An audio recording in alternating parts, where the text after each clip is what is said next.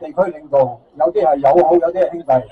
嗱，首先咧我就多謝嗰啲麒麟隊先嚇，係上陽村上溪麒麟團、馬油塘國術麒麟會、沙田小瀝源村楊強麟藝會、下陽村四興堂麒麟團、燈籠灣村三義堂國術麒麟會、辦公屋村劉兆剛麒麟團、南圍優士麒麟團，好多謝大家今日光臨請人住，多謝。俾你講下偈，五有攤喎，半天。我覺得下教。半天五有攤喎。今年咧有幸咧，井欄樹村麒麟隊咧就有幸我哋輪辦第6屆呢個盛會。